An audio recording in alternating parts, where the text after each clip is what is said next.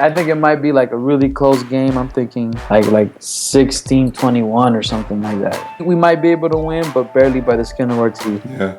Because the Hawks, they play us tough every year. I see 23-20 San Francisco winning the game. Because there's no way the Hawks are going to be held to 10 and under. Yeah. They're going to score a passing touchdown. They're going to score a rushing touchdown. But at that point, with the way this defense is playing, and Cromartie's coverage, he's a monster. Are you listening?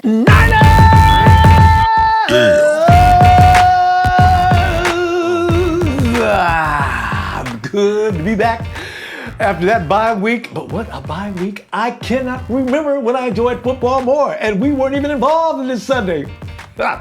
Every team you wanted to see lose, lost. Raiders, number one. Also, the Rams. I thought the Rams were going to win that game. What they were supposed to. That was Chicago. What? And then, of course, it was like an all-day feast. You know how you attend the barbecue and they bring out all the desserts at the end? They bring in Russell Wilson, the Seahawks, for the nightcap, and they lost. I slept. You know, you see those cartoons where the guy's sleeping with a smile on his face? That was me.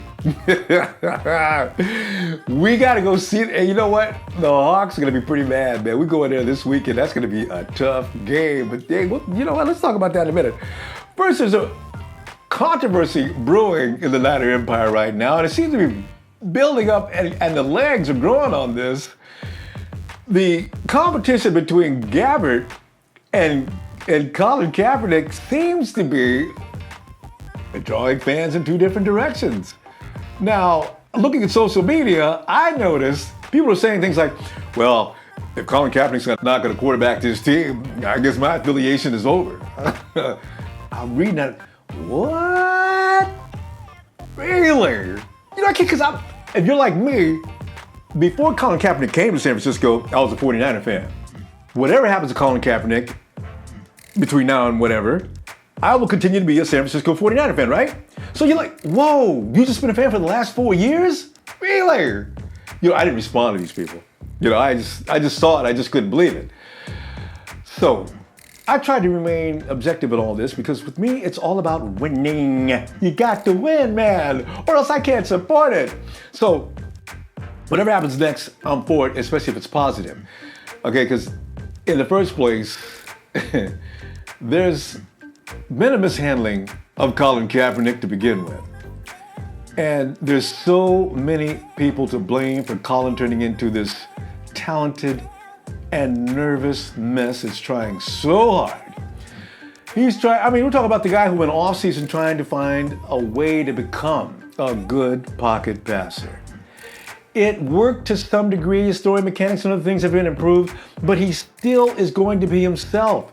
He still falls back into the same habits he used to have a long time ago because it comes natural to him. It's an instinctive thing he does. You can't expect him all of a sudden to become a pocket passer. I was hoping he would be, but it's not going to happen. You know who to blame for this? I said last year when Colin Kaepernick, Jim Harbaugh sat him back there in that pocket and he said, all right, from here you're going to scan the field, you're going to find the open receiver, and you know that's how you do it. Well, he's not made for that. They took his legs away from him, and now all of a sudden tell him he's got to do this. That offense is designed for the run. Those big monsters on the front line, smash mouth football, led by that offensive line and Frank Gore. Those guys could steamroll a field. I mean, these guys could pave a road that wide. That's what they do. But you ask them to stand back and form a pocket and protect anybody, it's not going to happen. So you got a quarterback back there that's trying to learn how to be a pocket presence, and he has to deal with losing his life if he doesn't be careful. Come on, that was never going to work. That's why I say Harbaugh, and here's why I'm believing also. You say Greg Roman was to blame, right? I did too. Where is Greg Roman right now? He's in Buffalo, isn't he? Greg Roman is running the program for Tyrod Taylor. When was the last time you seen Tyrod Taylor stand for 4 quarters, scanning the field, looking for a wide open receiver. Tyrone will pull that ball down and start running in a minute. I mean, in a heartbeat if he doesn't think he's got a receiver open. That is what Greg Roman's offense is about as well. It was Harbaugh. It was him the whole time. Greg, if you should ever fall into this footage, I apologize. I was one of the people that blamed you as well. That was wrong. And so here we are. And Trent Baalke, why didn't he set it up? If they are telling the truth about Colin Kaepernick is our man, then why didn't you bring in some offensive players that could help him? Like a bigger, stronger offensive line that could form a pocket. They don't need to be that mobile. Just a pocket presence is all they need to be concerned with. He never did it. This is why the mistakes are one after another, and there's poor Colin, the fall guy. If they were really serious about Colin, why not hire the Shanahans? Mike and Kyle would have been ideal if you're going to let Colin be Colin and let him take us back to what he was 2.5 years ago, or maybe even just a year and a half ago. I want to talk to you about this right now. Let's go to the webcam, and I want to know your feeling on the Kaepernick versus Gabbert situation, as well as let's talk about who's going to win this Sunday versus the Hawks. Not a fam, as we continue this good time after the bye week, we come out with a win. As I tell you, I haven't gotten over it yet. I can't stop talking about it. And then you go into this week. Freddie, let me introduce Freddie while I'm being rude. Freddie, what's up, man? Was handing Ronbo was good. Man, I tell you what I can do if things go like they are now. I could go another week or so on the bye week and watch all our enemies go down, and then come back in and play. I said, let's say, what if the Rams, the Seahawks, and the almighty Cards go down next week? Do you know our records will start to come closer? Yeah, I think the Seahawks are only like a game better than us or something like that. So if that happens, man, we're all tied. And if we go in there and beat them, it adds, Freddie. It just makes it so wonderful, because then we can say the reason they're in the position they're in now is we put them there. Remember Thanksgiving last year when you guys were out eating turkey in the middle of our field, right on top of the logo, running smack and talking crazy? Revenge, baby. Come on back, down to the dark side.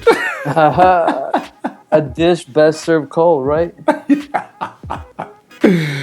Freddie, we got a situation, as you know, Colin Kaepernick versus Blaine Gabbert. Did the 49ers do the right thing, man? I mean, making this switch, are you cool with that? I mean, I've been cool with it. I've been cool with it since the beginning of the season. I mean, I've been saying the Niners need someone with more of a pocket presence, you know, and Cap just doesn't have it. And that the whole thing about running the ball is just not working anymore. You know, like him just taking off with the ball. I mean, Green Bay finally figured it out. I mean, now we've been able to beat Green Bay these past couple of years, and this last time, you know, what happened? They stopped him. Clay Matthews was even doing the whole little flex thing. You know, you're not Russell Wilson. I mean, come on, man. That was painful. You feel me? Yes.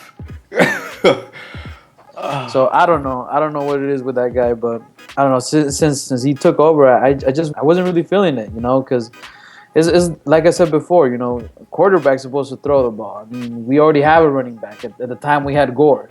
We didn't need a second running back on the field at the same time, you know. So I'm just glad things are switching up a little bit. And Freddie, you know what I was thinking, man? I was thinking it had something to do with receivers getting separation and that type of thing. But then we watched Blaine hit them same receivers in stride. So I'm a little confused about that myself. So maybe we'll see. They'll put this under a microscope and we'll all see this a little more clear lately as to why they're making them changes. But right now, I don't know, man. Yeah, I didn't really get a chance to see the game, the last game, because I was actually out of the country. But I did see a few of like the replay and highlights and stuff like that. And I mean, there were some drop balls. Clearly, maybe they still haven't developed that chemistry with Blaine Gabbert yet. Maybe the more time that they take on the field, you know, the better he'll be able to read them, and they'll know how he throws the ball, and they'll be able to catch the ball and not make some mistakes. I think Torrey Smith dropped one, right? And he dropped 2.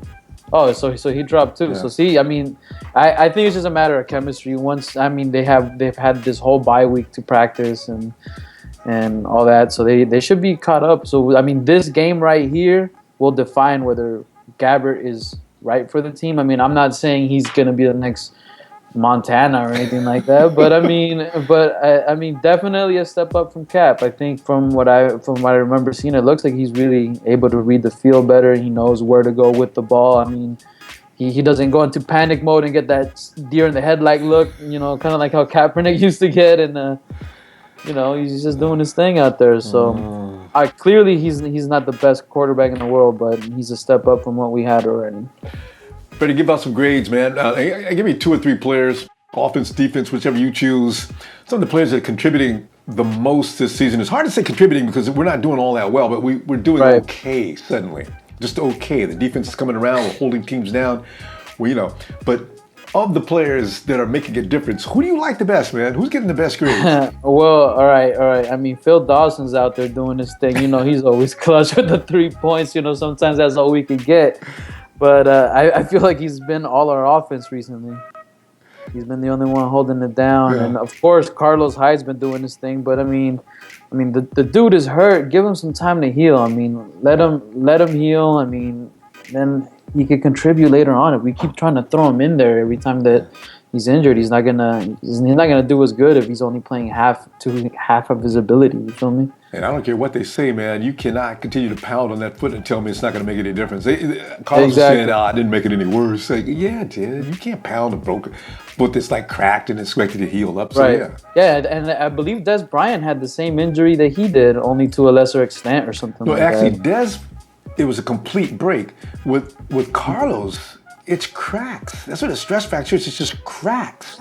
So they need, he might be ready this week, I'm not sure, but they need at least 3 to 4 weeks for those cracks to come bonding back together so you don't have that kind of a trauma every time you step down. That's why he felt pain. You remember that game where he just collapsed?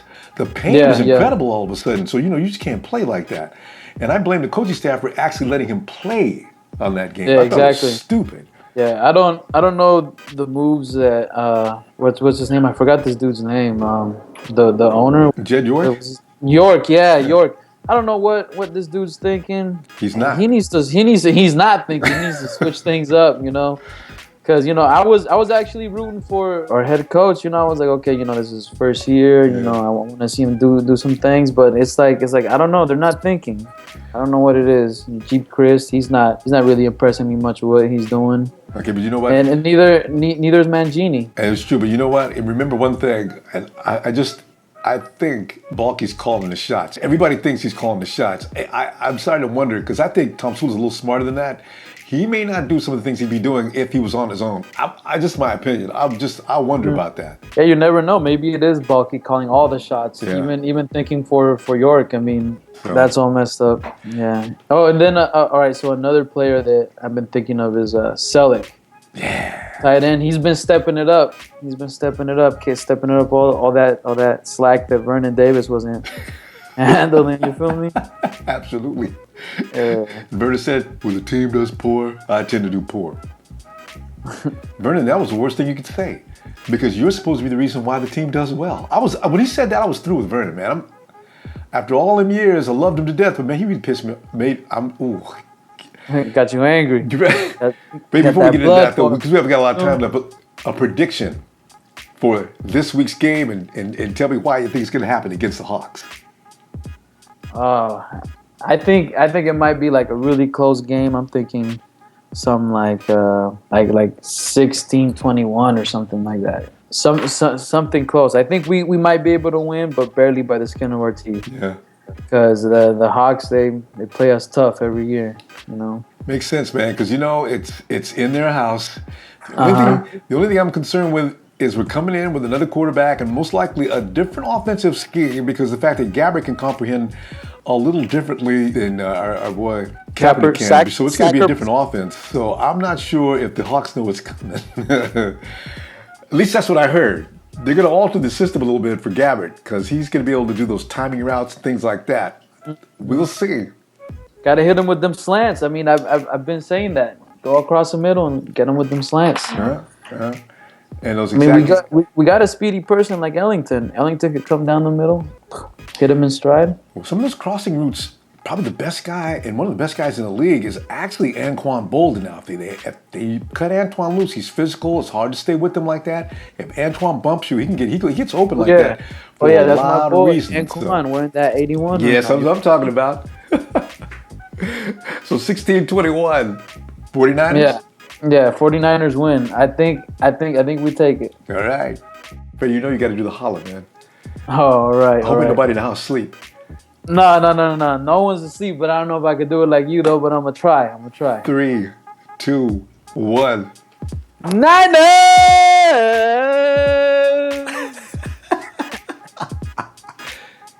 It was even better.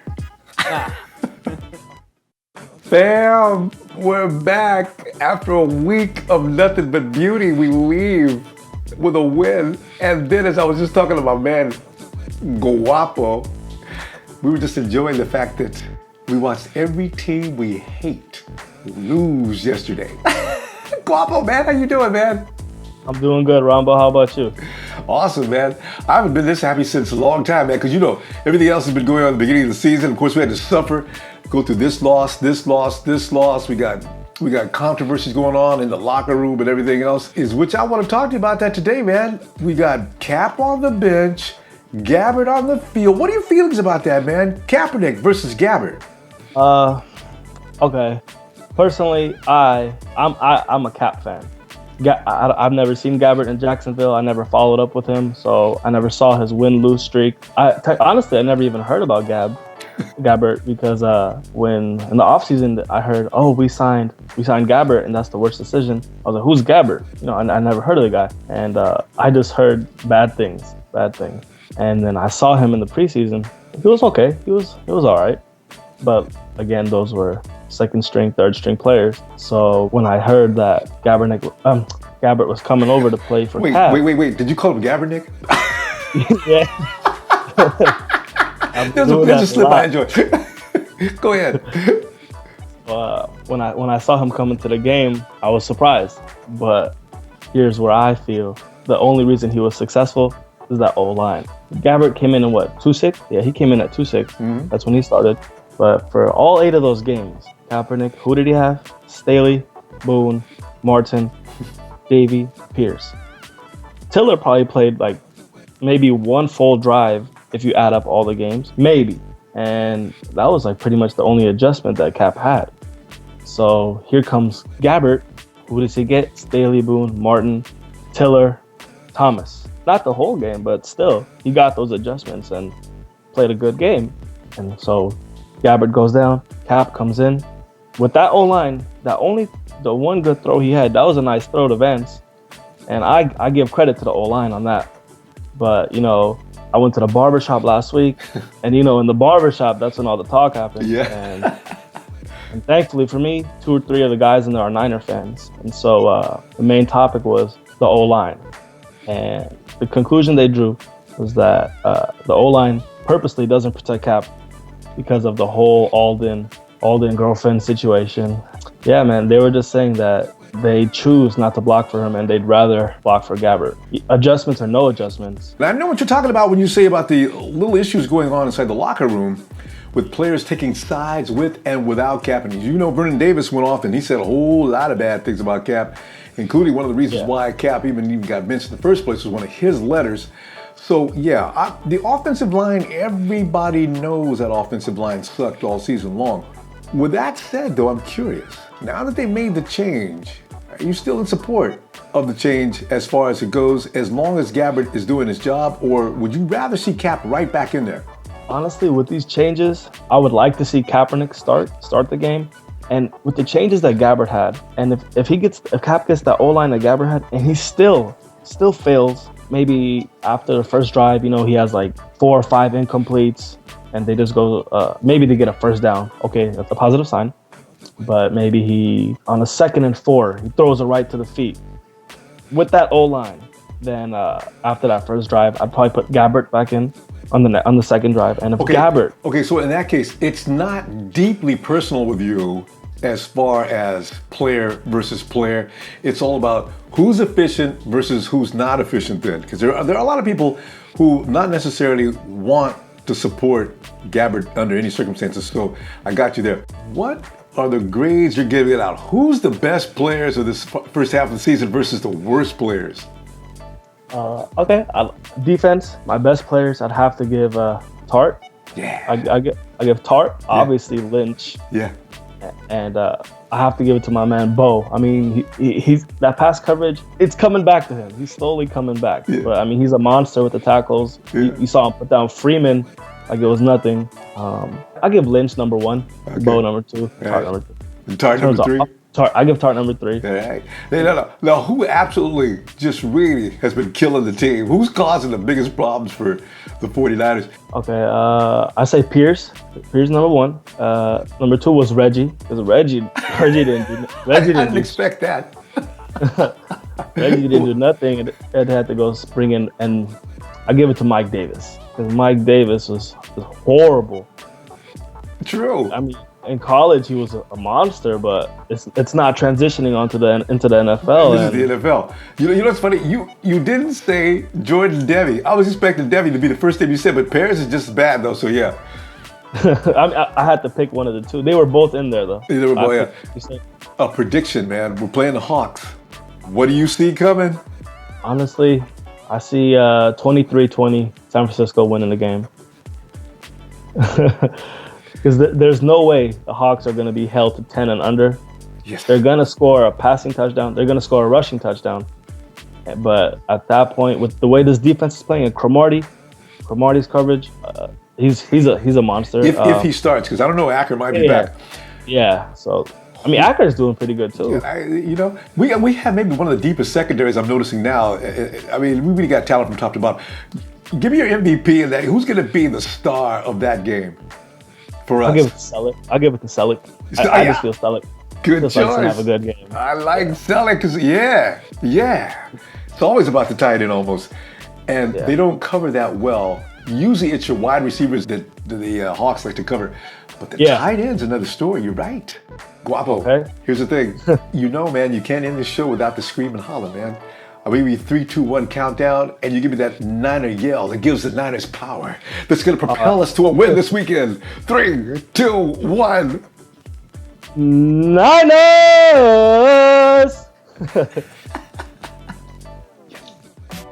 Guapo! Freddie! Thanks for joining me today, guys. I'll see you Sunday. I've got to give you my X Factor. The X Factor, of course, is Navarro Bowman. The man who in this this is the same place that he was disrespected, that he had objects thrown at him while he was being carted off the field with a torn ACL and MCL and those low-class, dirty, stinking.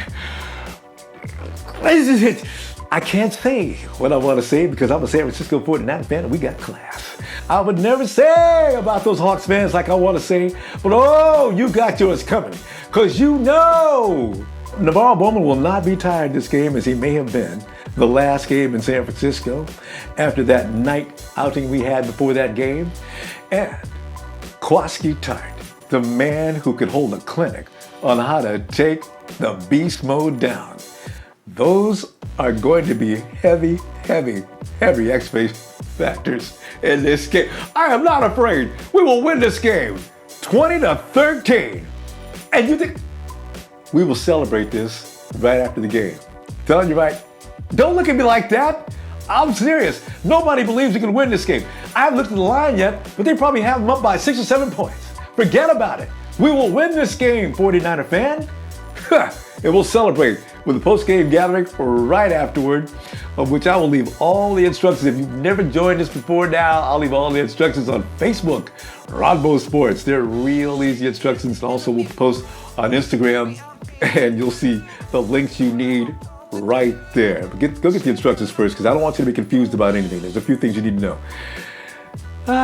With that said, please let me remind you to like if you do, share, please. And don't forget to subscribe.